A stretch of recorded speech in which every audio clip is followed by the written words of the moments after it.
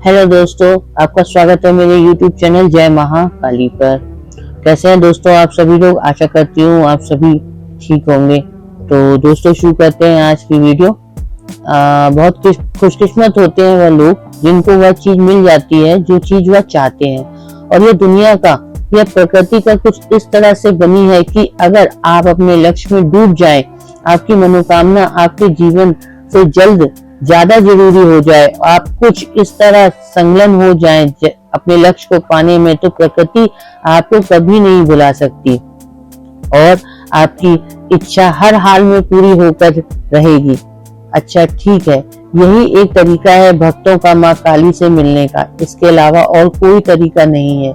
इस ब्रह्मांड में जब हम इस कदर उनके स्वरूप में, उनकी भक्ति में डूब जाएं कि हम कौन है हमें पता ही न चले, तो बहुत जरूरी है दोस्तों आपको यह समझना कि जब हमारा मकसद ब्रह्मांड से मिलना होता है, जैसे किसी नदी या समुद्र में मिलना होता है, तो वह तभी हो सकता है जब नदी न रहे। जैसे कोई नदी से मिलने के बाद वह खुद का अस्तित्व खो देती है, क्योंकि अगर वह नदी अपने में रह गई तो वह कभी भी उन संभावनाओं को नहीं पा सकती जिनके कारण वह बनी है।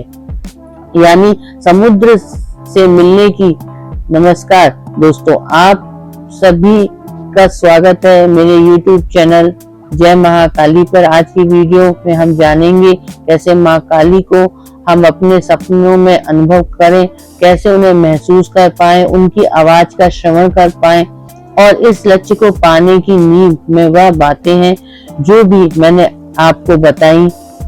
और दूसरी चीज जो हर हाल में आपको ध्यान रखनी है कि माँ को अनुभव करने के लिए कोई निर्धारित समय सीमा नहीं होती है।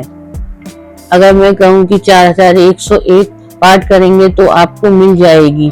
आखिर मूल बात क्या है? तो बात यह है कि भक्ति लंबाई नहीं रखेंगे, वह तो इंसानों की मजबूरी है कि भक्ति की गहराई को नापा नहीं जा सकता। तो विद्या बनाई गई ऐसे अनेक भक्त वह हैं जिन्हें विधि के बारे में खुद ही पता था, फिर भी उन्हें मांग ली। इससे यह साबित होता है कि माँ को भी नहीं चाहिए, आपका समर्पण चाहिए। लेकिन फिर भी आज हम कुछ बातें जानेंगे जो आपके लिए बहुत सहायक होंगी आपको माँ काली से मिलने के लिए। दोस्तों सबसे पहले जानते हैं माँ की उस मंत्र के बारे में जिसको आपको जप करना है। बहुत ही प्रसिद्ध और तीव्र मंत्र है माँ काली का। सभी भक्तों ने इस मंत्र को कभी न कभी जरूर पढ़ा होगा। तो यह मंत्र है ओम क्लीम कालिकाय नमः। ओम।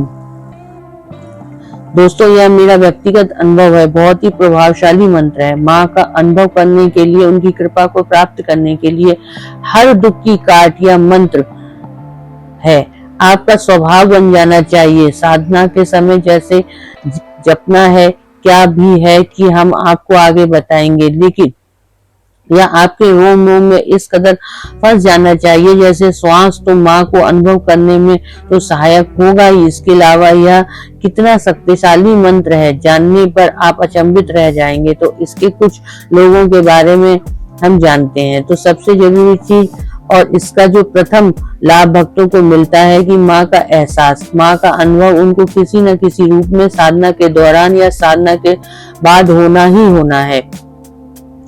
तो मैं किसी न किसी रूप में उनको दर्शन, उनके सपने में दर्शन दे सकती है। माँ की आवाज का श्रवण कर सकते हैं और किसी भी प्रकार के अनुभव साधक को हो सकते हैं। लेकिन यह संभव के दौरान घबरा जाते हैं क्योंकि माँ की योगिनी आकर आपकी परीक्षा लेती है। दोस्तों भक्त कड़ी परीक्षा भी आपकी होती है। माँ की योगिनियां परीक्षा लेती हैं सदा कि वह इसलिए कि क्या यह साधक तैयार है माँ की ऊर्जा को समझने के लिए। लेकिन आपको घबराना नहीं है, क्योंकि जिसकी आप भक्ति कर रहे हैं उसे घबराना कैसा।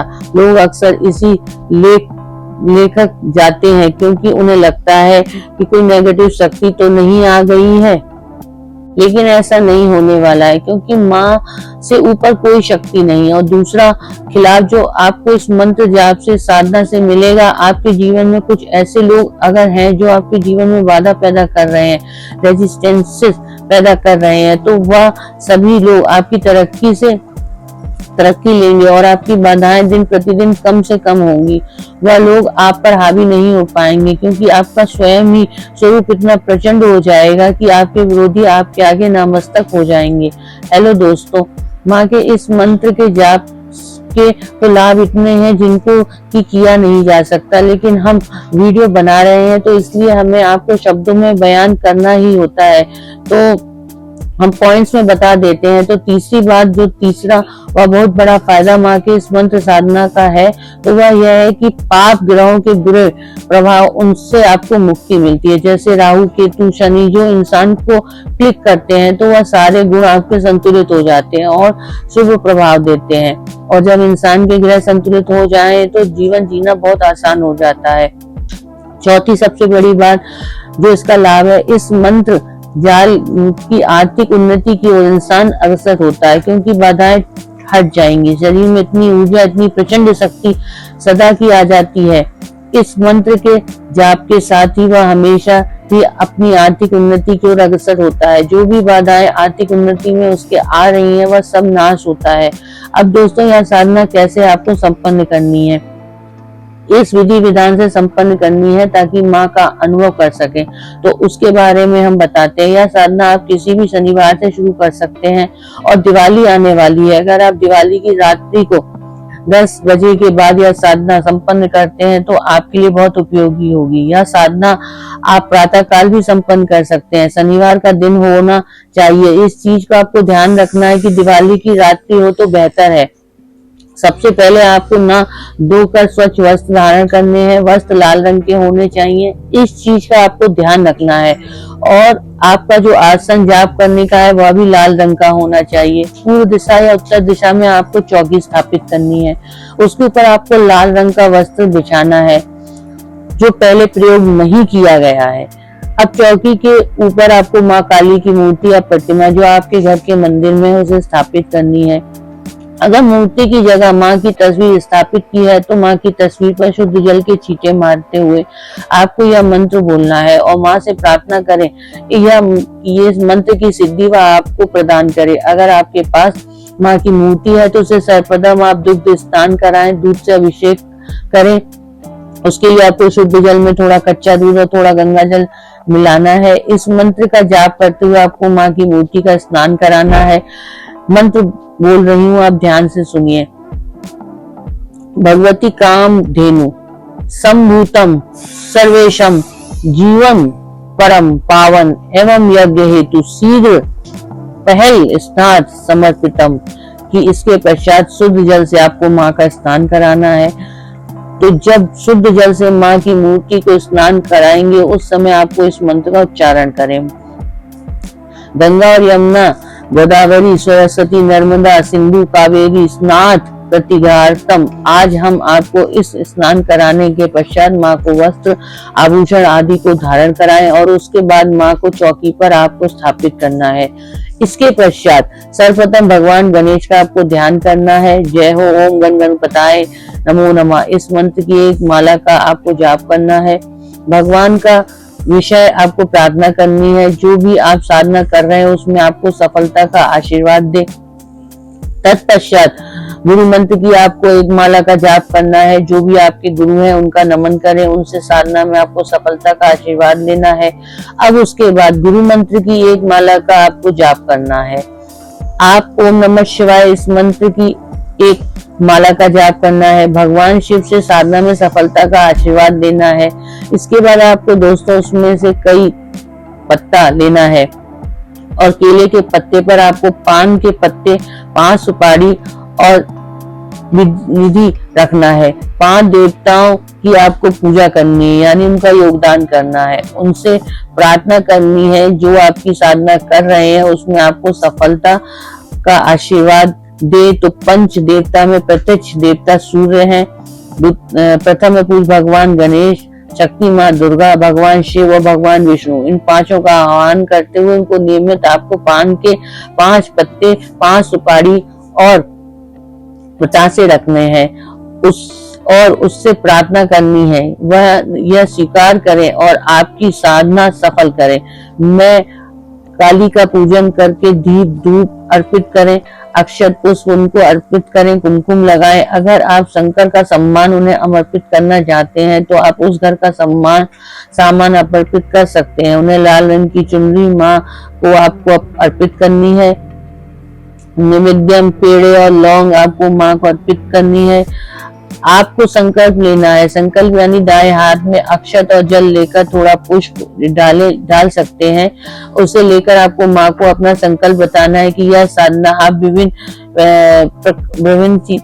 प्रकार के लिए कर रहे हैं और 21 माला रोज रुद्राक्ष की माला से आपको मंत्र जाप करेंगे, यानी 21 माला रोज एक दिन और लगातार 21 दिन आपको यह मंत्र का जाप करना है। इस तरह से आपको बताएं, माँ को अपना नाम बताएं और साथ ही माँ से प्रार्थना करें कि जो भी यह साधना कर रहे हैं उसमें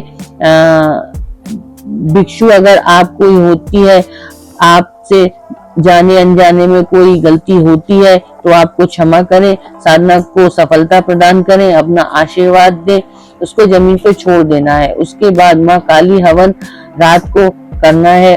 वह मैं मंत्र पढ़ रही हूँ, जब आप ध्यान से सुने दोस्तों और उसे कॉपी पर नोट कर लें, ताकि जब आप यह साधना कर रहे हैं तो किसी भी तरह की भूल चूक ना हो। तो यह मंत्र है कागज पे। वरदे देवी दैत्य दर्प निषूदनी पूजा ग्रहण शुक्ला जी नमस्त शंकर पीढ़ी की। अब आपको 31 दिन रोज 21 माला ओम क्रीम कालिकाय नमः इस मंत्र का जाप करना है। जिस दिन आपका यह मंत्र समाप्त होता है उसके दूसरे दिन आप दशांश का हवन करें। एक लौंग, नारियल और काले तिल की आपको आहुति देनी है हवन में। तत्पश्चात 5 या 7 छोटी कन्याओं को भोजन कराना है।